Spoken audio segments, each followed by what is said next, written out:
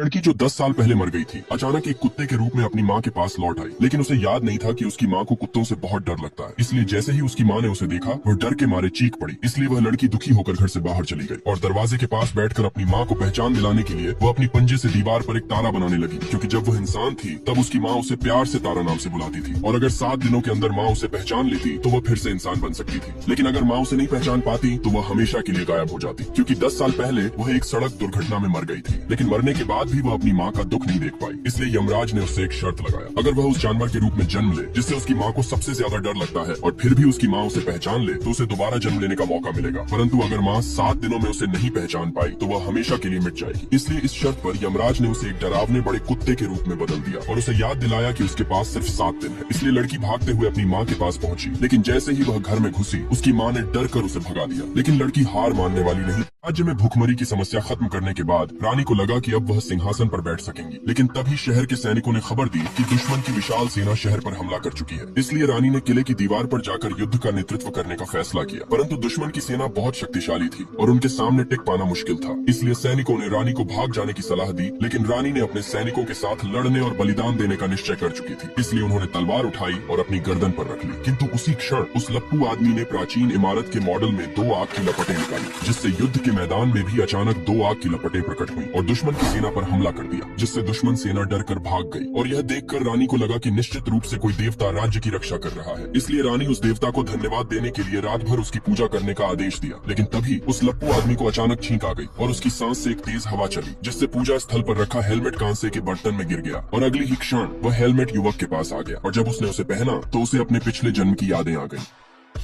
ये नौकरानी हर दिन खाने से पहले चम्मच को अपने पैर पर रगड़ती और फिर उसमें थूक कर वह सूप अंधी मालकिन को देती ताकि वह उसे अपमानित कर सके। लेकिन मालकिन ने वह सूप नहीं पिया, बल्कि वह कटोरा उसने जोर से टेबल पर रख दिया और नौकरानी को एक थाप्पड़ जड़ दिया और गुस्से में बोली, क्या तुम मुझे जलाना चाहती हो? किंतु नौकरानी ने कहा, यह गर्म नहीं है, अगर आपको यकीन नहीं होता तो आप खुद पीकर देख लीजिए। परंतु मालकिन ने कहा, अगर ये सच में गर्म नहीं है तो तुम ही इसे पीकर दिखाओ। इसलिए मजबूरी में नौकरानी को खुद ही वह गंदा सूप पीना पड़ा और उसकी चाल नाकाम हो गई, जिससे वह और ज्यादा गुस्से से भर गई और मालकिन से बदला लेने के लिए अगले दिन उसने चुपके से खाने में जुलाब मिला दिया। लेकिन जब खाने का समय आया तो मालकिन ने नौकरानी से पानी लाने को कहा। जैसे ही नौकरानी पानी लेने गई, मालकिन ने चुपचाप दोनों कटोरों को बदल दिया। जब नौकरानी वापस आई तो उसने देखा कि मालकिन आराम से खाना खा रही है। उसे लगा कि उसकी चाल सफल हो गई, इसलिए वह भी खुशी से अपना खाना खाने लगी। लेकिन उसे यह नहीं पता था कि वह खुद ही अपने जाल में फंस चुकी है।